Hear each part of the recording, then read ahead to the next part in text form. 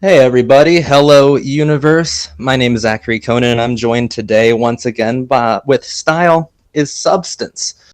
And we're going to be talking about the 2016 film that I consider to be pretty masterful by Martin Scorsese, who I think very, very highly of, called Silence. We're going to be digging into some of the themes, some of the ways it made us feel. In fact, Justin, what was your gut response to this film? It's very unlike your typical Scorsese film. Yeah, so I first saw this film about 2 years ago, and I was really moved by it. I watched it again last night, and while I can't say that it had that same exact gut reaction as it once did, it definitely still resonated with me quite well. Um, I was especially moved by the way that the film handles faith. Absolutely. What did you think that it was a film that ultimately built faith or eroded faith?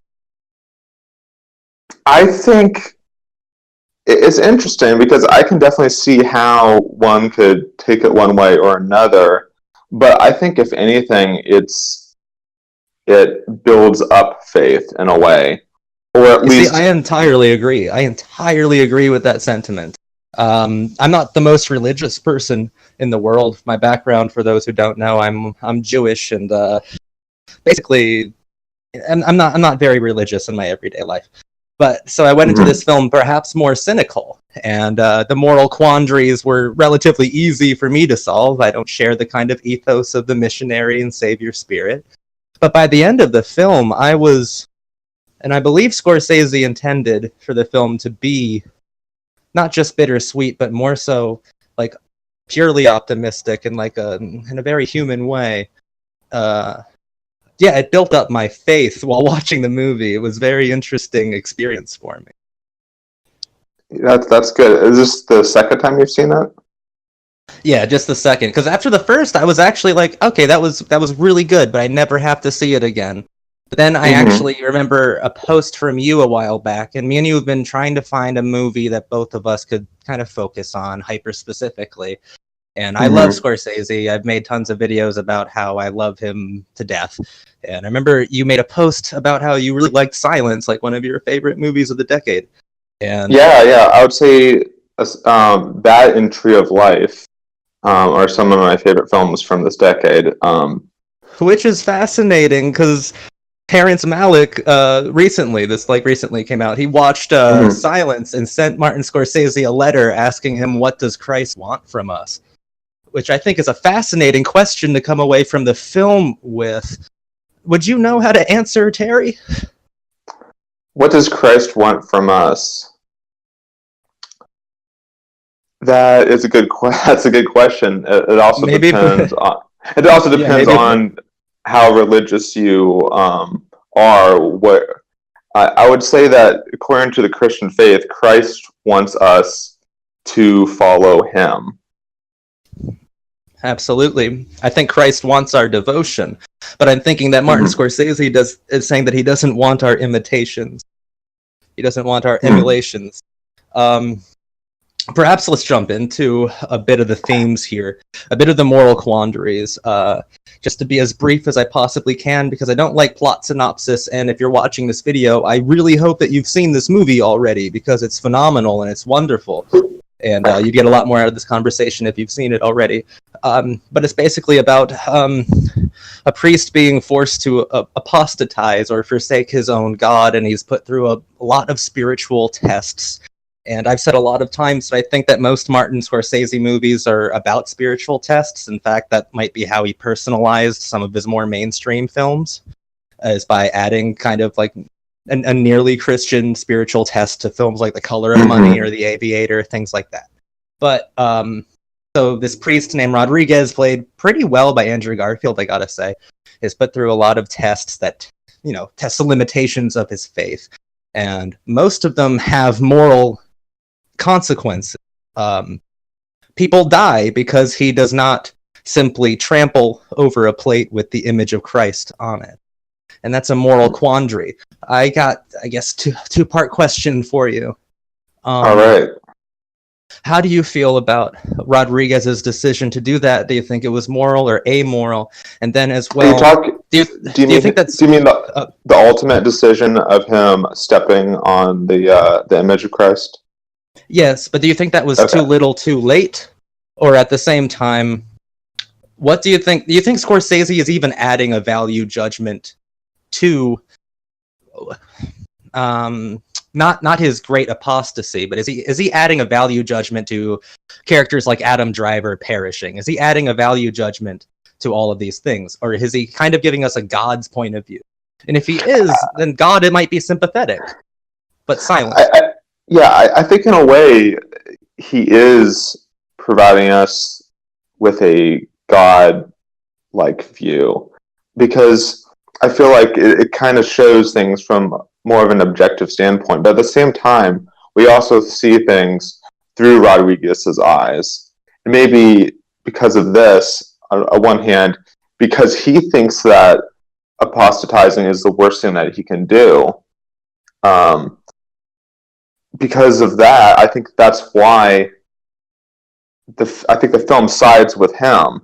But then, as he ultimately struggles with his faith and gives in and apostatizes in order to save those people, I think the film ultimately sides with him, but almost in a way that it's as if we're watching God watch him, God working through him.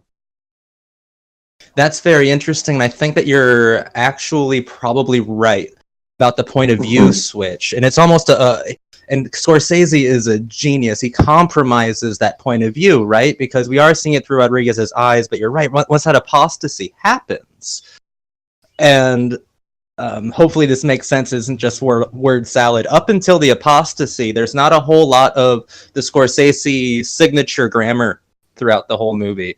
It's a pretty muted film stylistically for the most part. It's a very different kind of language that he's using, and it's one that he's very good at, but it's different.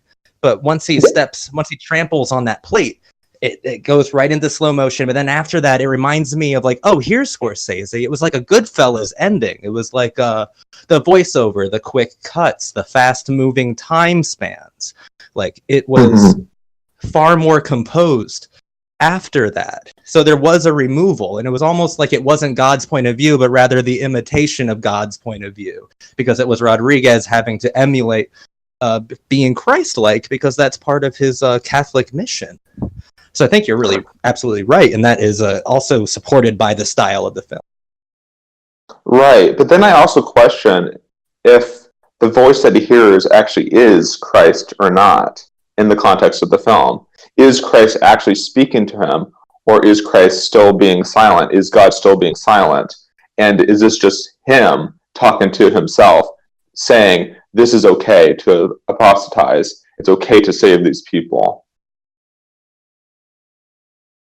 And I'm not sure if I know the answer to that. That's one of the grand mysteries of the film, because I think that's also where Scorsese shows his hand, not in a negative way. I think that Scorsese is a believer. And I should say this as well. Discussing films like these, you mentioned The Tree of Life even. If we were to discuss The Tree of Life, a lot of the discussions would be interesting, but they would also be rather paradoxical. Right. Because if you're very good, if you are a master of trying to give religious experiences through film, then you also are a master of like paradox, just a paradoxical kind of language or form of expression. And rhetoric. Scorsese, exactly. And Scorsese was on top of that game. In fact, I mean, he gives us, it depends on your belief at that moment, because it gives us every reason to believe and disbelieve depending on where you are on the belief spectrum. By the end of the film, I'd like to believe, but for some reason I feel like God didn't enter the picture until the apostasy. And then you have to go in retrospect and go, no, he was always there. He was just completely silent. But for those was he ever there in the context of the film? Was God ever there? Maybe the film in a way is taking a Bergman-like agnostic approach to some extent. Maybe I'm God. pretty sure Scorsese does identify as agnostic. I'm pretty sure he does, but I'm not sure off the top of my head. That Italian Catholic upbringing is far too, like, it's in his blood. It's under Right. his. It's ingrained in his mind. Yeah. And I would say that God is there, but I wouldn't even call it a cynical view. I would actually call it a humanist and maybe the most Right. Same truthful here. view. Yeah, I would say God is definitely there because if you haven't seen some of my other videos on Scorsese, I talk a bit about his use of slow motion because it's one of the things that he at least made popular for American filmmakers. And how he would use slow motion is normally to stretch out a moment to show you how impermanent everything is. But at the same time, by stretching out a moment and making it even more cinematic, you are also, by proxy of doing that, making something holy.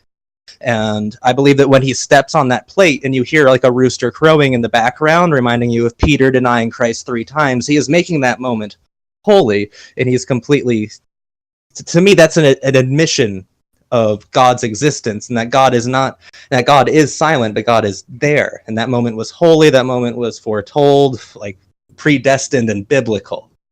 Like, I think that's what I get out of the scene, at least. Yeah, I would say that I get that out, but I'm trying to also consider possible other readings of the film, because I think the film exists in a way. Yeah, it exists in a way where I feel like you can interpret it very differently depending on what you believe is going on, and also maybe by extension what you believe in general.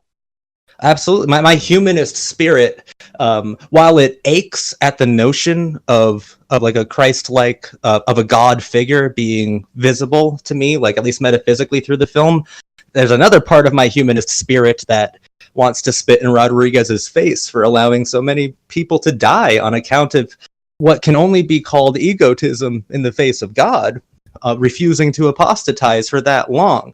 Here's a good question. Do you think that Adam Driver's character died more holy than Andrew Garfield's, or do you think that I'm providing a false dichotomy there? With more dignity, also, like, that's what I mean. Yeah, that's a good question. And again, I'm not sure if I know the answer. I think his character, early on in the film, you see his character, while he is definitely of the faith, he seems kind of angry and impatient with the people around him. And that's one thing I didn't actually remember from before, but when I rewatched it, I was kind of interested in his character, because I feel like in a way he's undergoing his own his own struggling of the faith in a way, having faith in other people to some extent. And one of the most powerful parts of the film for me, acting wise, was when Andrew Garfield said it's okay to trample, and Adam Driver jumped in. No, absolutely not. It is not okay. No, and Adam Driver never did. And he died trying to helplessly save people from drowning. He's trying to help people from drowning, but he doesn't want them to apostatize. He wants them to either. He thinks, to him, the worst thing that you can do is spit in the image of God, whether it's through like the likeness of him, because of that image that they keep stepping on. The worst thing to do is abandon God, to cut him out of your life. To him, it's blasphemy. It's the worst thing you can do. It's better to die than to do that. That is his character's philosophy. But there's a thing that makes his character strong, in that he's not just going to watch those people suffer and die. He will actually go out there and meet the same fate. Yes, he gives himself up too. But he does think that people should live out their lives here on Earth, but he wants them to live out their lives for Jesus. Yeah. However, I don't think, at least with Andrew Garfield's character, while he does apostatize, he does abandon his faith to everybody else. I think in a way he's keeping his faith silent. He, like God, he's being silent. He's as the film progresses, Rodriguez accepts God, but does not share his religious experience that he's still carrying out on his everyday life, which is then confirmed through the very last shot where you see him holding the tiny cross in his hand as his body burns away. So I think to him, he thinks that apostatizing is ultimately for him it's a lie. Like you can it's a lie in order to save yourself from death and live out. Save yourself, but not necessarily save others. Because he was about to be lifted upside down with that cut around his ear, and that's what he did. Right. That would be the most pessimistic answer to Terrence Malick. What does God want from us? Silence. Oof. Yeah. See, I'm not sure if that's what I don't think it is either. I don't think it is. It's definitely a reading you can get from the film if you're a bit more cynical. So right. I think certainly, and it's gonna. Okay. Let's move into Liam Neeson really quick because I share the same thoughts you have about Adam Garfield or Rodriguez keeping his faith. Andrew Garfield as well. Yeah. I think that Liam Neeson's character did the same exact thing. I think Ferreira did the same exact thing. Do you think, for the most part, but became a lot more self-hating, or maybe they both did. Yeah. Do you think that Ferreira, Liam Neeson's character, actually gave up his faith though? No, we don't really get his internal monologue that you get through Andrew Garfield. No, the way Liam Neeson, I've said some poor things about him. He has eyes that are super emotive, that really do 80% of the acting for him, and I'm being for real. That's like his that's his strength, that's his quality. But in that scene where they're looking for tokens of Christianity in goods, and his response to finding tokens of Christianity, and I think that's very telling. That's a giveaway. But also that wonderful scene where he's trying to convince Rodriguez to apostatize is very telling as well. He seems to be regretting everything he says, but wonderfully, and Scorsese and the script writers in the original novel probably do this. I mean, they did this remarkably. He becomes more and more articulate the more and more he seems to hate what he's saying, but he provides the best arguments for it. The idea of Christ. Like, how can you see yourself on the same level as Christ when you are like a flawed person? This is a God. Like, you can't be Christ-like. How can you try to be so? And in a way, maybe that's also his own rationalization for what he has done. It has to be. That has to be what's in all those books he's written, right, against Christianity. That has to be what's in there. But like the look of his eyes give it away for me personally. That if you force yourself to believe something or act like if your life depended on it, he definitely acts like a deposed priest, or like he acts like he's been a marked man. He acts like he has the mark of Cain on him. Cast out, but like very depressed.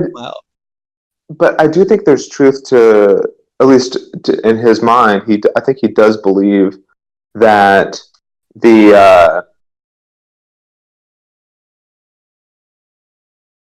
that the Japanese people aren't believing in God in the same way that the Portuguese are.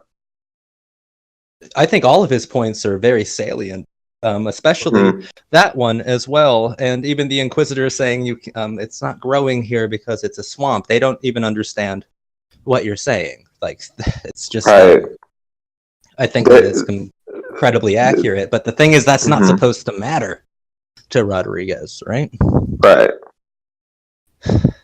But they call themselves Christian, but do they believe in Christ in the, I guess, according to Rodriguez, and according to Ferreira, do they believe in Christ the right way?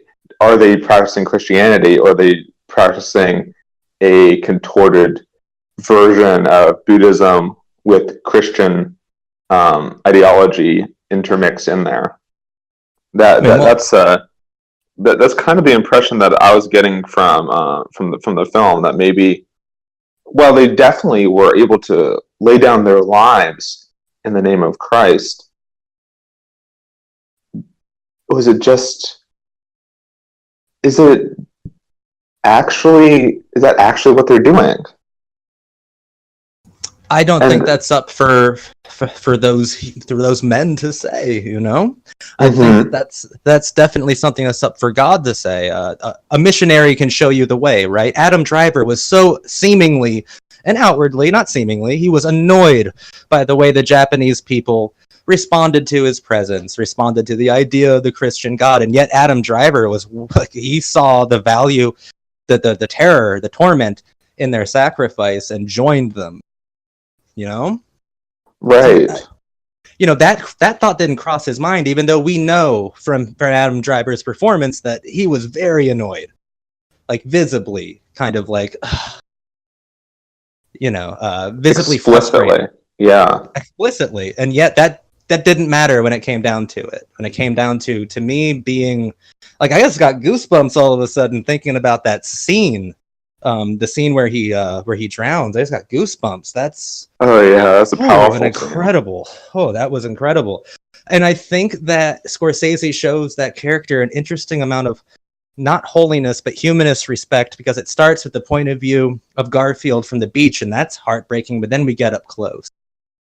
Then he decides to leave that point of view, and we have an overhead, and that might actually be the point of view of God.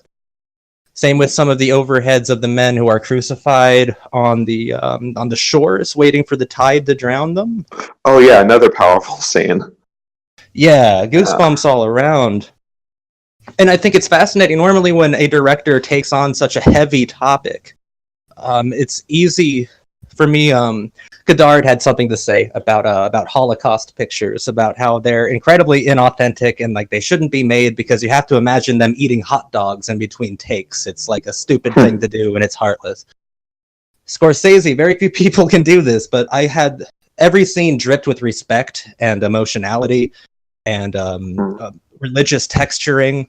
Like I didn't feel like it was exploitative at all. And I honestly didn't get like I've read certain reviews and takes of white savior complex involved in it, and if that's there, it's dealt with very pessimistically, if at all, and considering they're Spanish anyway, it might not even be valid. Right. So. I mean, I know I just said a lot there. I'm sorry. That was one of my classic word salad rambles, but let's go back to Adam Driver. I'm sorry. And the concept of... Damn, we're still on the moral concept of whether... Whew. That's a big theme. Well, then also... What do you think, Justin? What do you think? What would you... Well, there's one more thing about the people at the end that he saves by apostatizing. Those people already apostatized. Yes. If apostatize means eternal damnation, because they're not saved, then he is not saving. Then if they were to die, they wouldn't go to heaven according to him. So maybe him apostatizing saves their material body, and now they're able to either go back to Christ or not. I'm not sure if I'm articulating myself correctly at the moment, but I think that had they not apostatized, they would, Rodriguez may be more okay with them dying because they would then be with God. But they did apostatize. And now they're dying with sin. Again, according to his belief system. And I think that maybe because of that, his act of apostatizing saves their souls in a way. Not just for their lives on earth, but also their eternal life. And I think that's one of the reasons why he ultimately chooses to apostatize. Because the question that I had when I first watched it is, if him apostatizing was the right thing to do or not, because ultimately he's concerning more with their earthly bodies than he is with their inner souls and their future on earth versus their future with God. There's one part earlier on in the film where this Japanese woman she's not fearing death because she's confident that she will be in paradise, while Andrew Garfield's character is more so freaking out about how calm they actually are.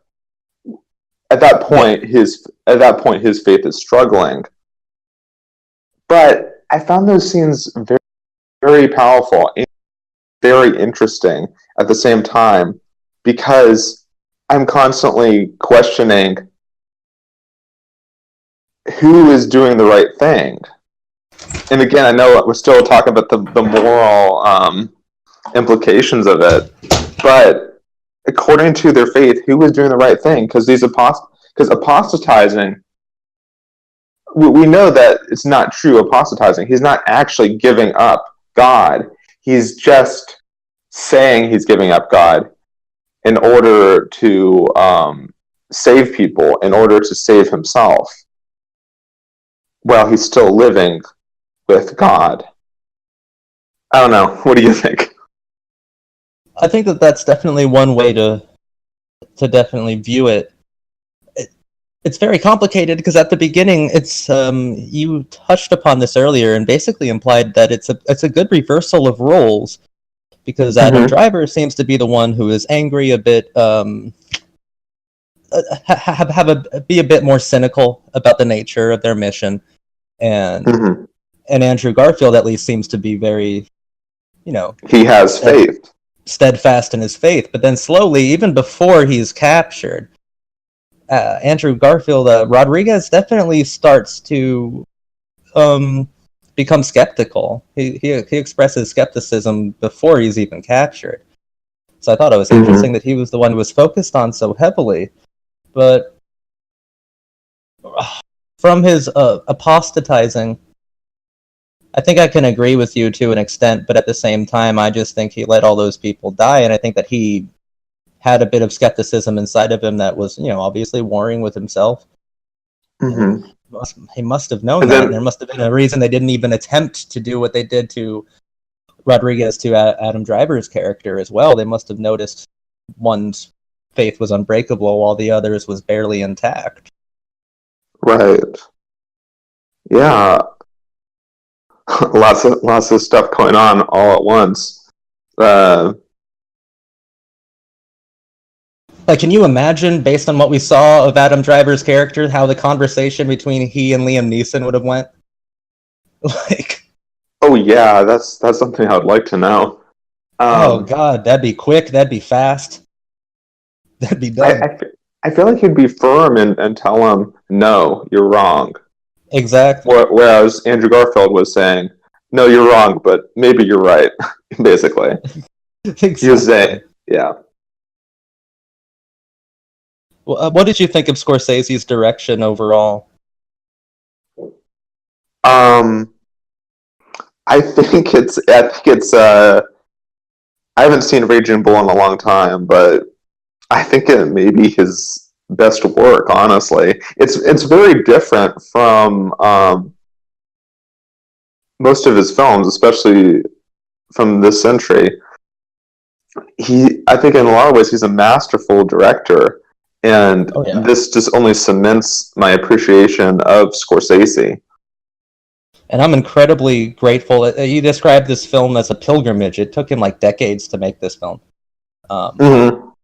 And I'm grateful that he got to make it as at the age that he did, because it's has such like a learned perspective, such a wise view that I don't think he would have been able to incorporate when he was bleeding out his eyeballs for Taxi Driver or running around like a madman between Goodfellas and Casino. I like this subdued and muted compositional technique. I mean, this outside of very few scenes that are telling, like the style is there for a definite reason. For the style is substance in those scenes, if you'll allow me to say that. Outside of that, it's unlike any Scorsese film he's ever made, even unlike Kundun or The Last Temptation of Christ. Like, those two films probably share the most similarities with this one when it comes to content. But this is masterful.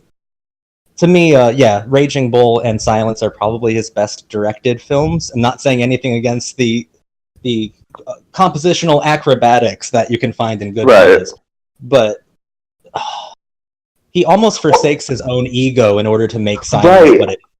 I feel like, I mean, maybe I'm wrong here, but I feel like Scorsese didn't just make this film for himself and for the world. I think he made this film for God.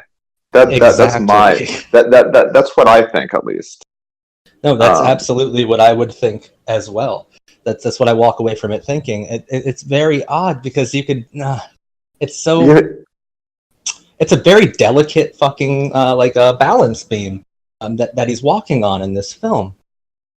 I walk away from it feeling so much faith, yet I really haven't been given any reason to, outside of the way he composes certain.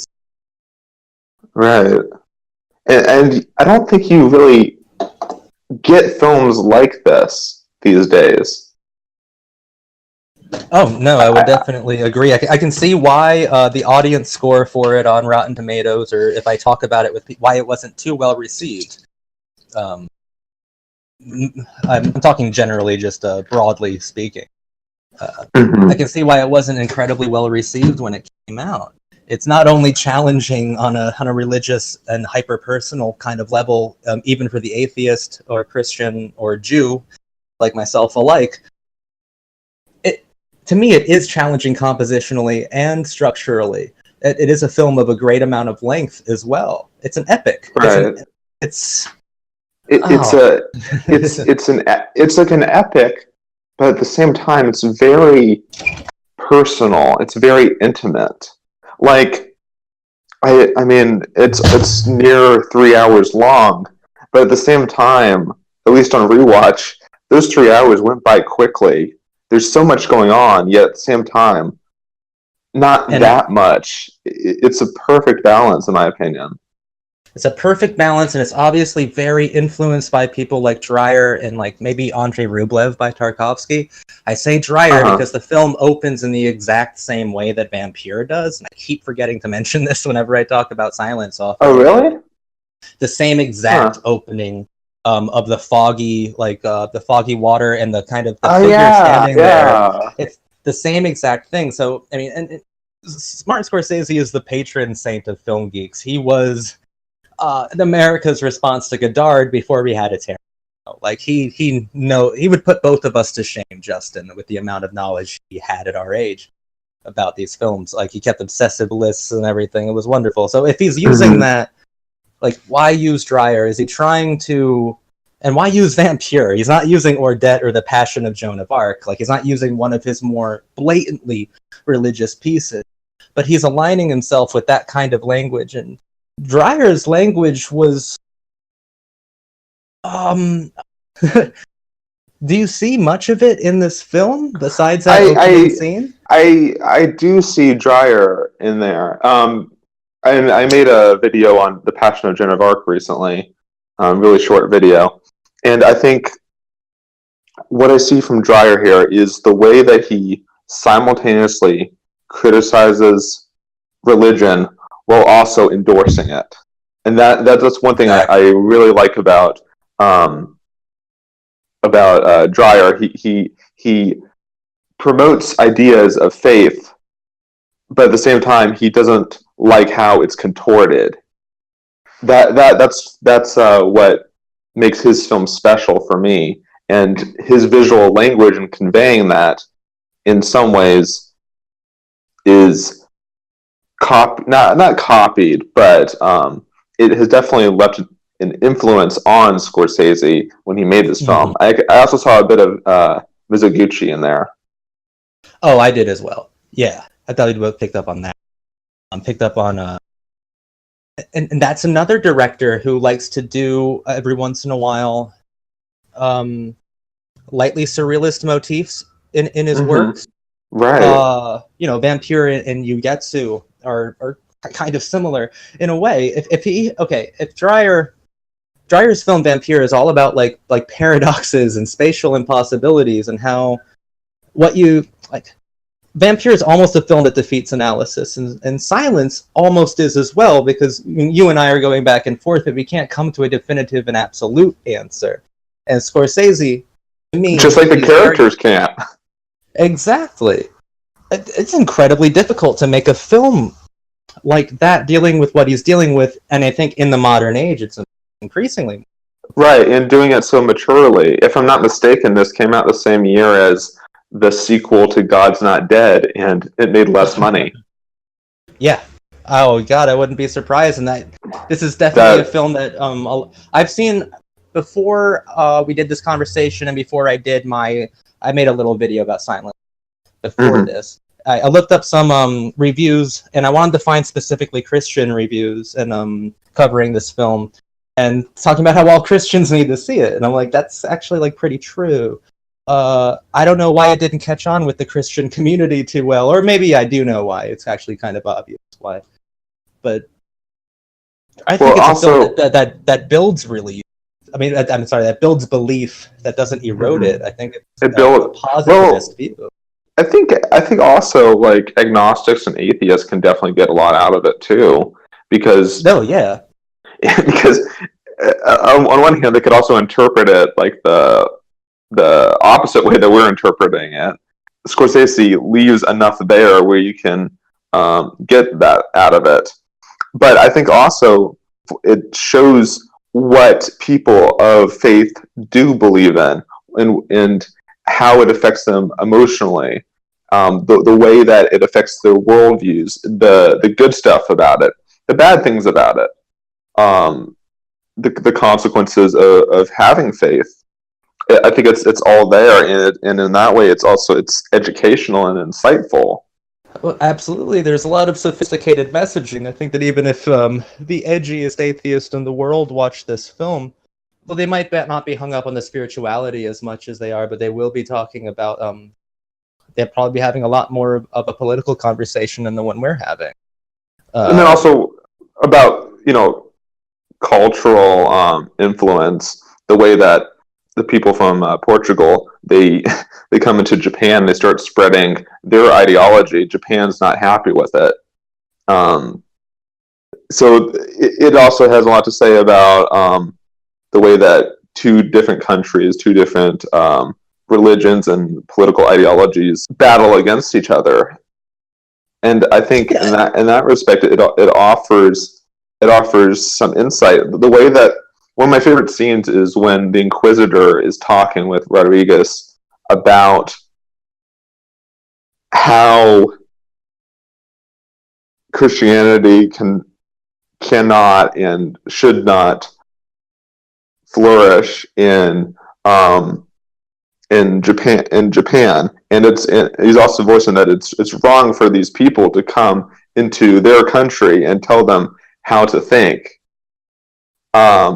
And I think the Inquisitor is probably one of my favorite antagonists in film, honestly. I think everything involving him, I mean, he's played wonderfully by that actor, and it's so gripping to see the way that his ideology and Andrew Garfield's characters, his ideology, how they fight against each other, and in some ways they can kind of see eye to eye.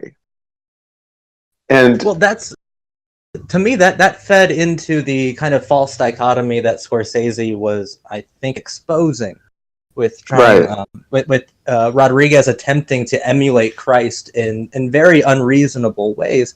Even superficially, he starts to look like Jesus Christ, sees his face literally dissolve into Jesus's face when staring into water. He gets a Judas archetype, and that to me was his Pontius Pilate.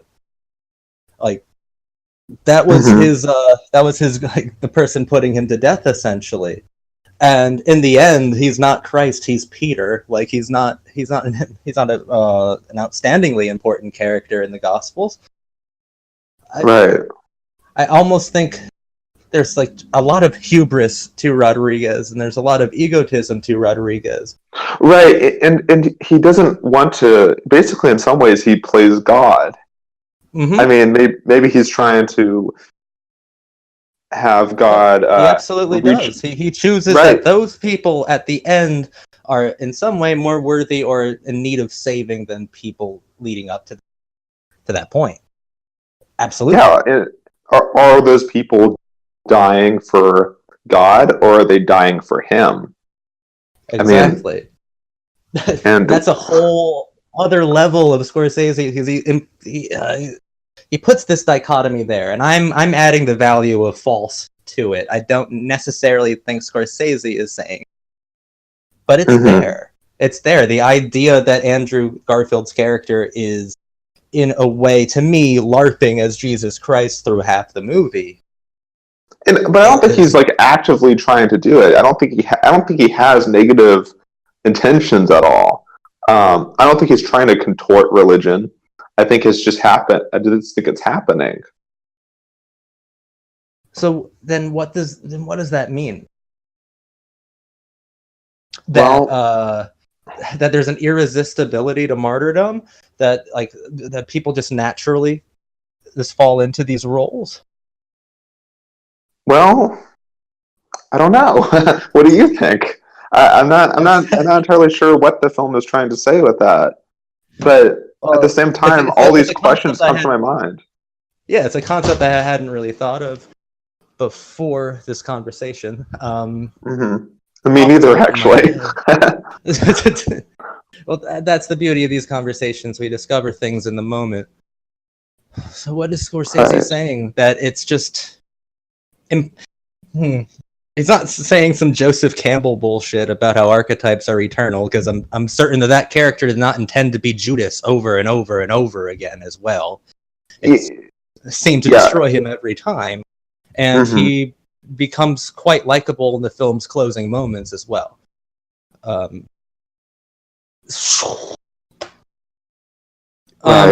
Well, if Scorsese is a believer, then he believes that Christ is in all of us in a way. And that is everywhere. Like, even in Japan, even in countries where at the time there was no Christ in the collective consciousness. Yeah, you're right. Well, I would definitely posit that Scorsese is... Man, I had it for a second and I lost it. But that's all right though.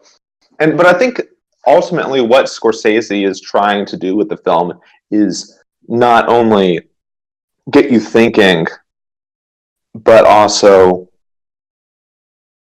get you feeling in a way. Like, not only does he ask of us to think, but also asks of us to feel. And absolutely. Maybe emotionally thinking. All these questions are raised. Scorsese doesn't necessarily provide any clear answers, but that's how faith operates. That's how religion operates. And I feel that Scorsese is saying as well that certain things are predestined or certain things are unavoidable. But what Christ went through was, by definition of the sacrifice, unbearable and unreasonable for any human being to go through. And it's okay if you can't live up to that plate, to that image. Right. I would think he would have to think that. Maybe. I'm not sure. I think it's, yeah, I mean, I think that the film definitely hints at that. I'm not sure if it's actually outright saying that, but...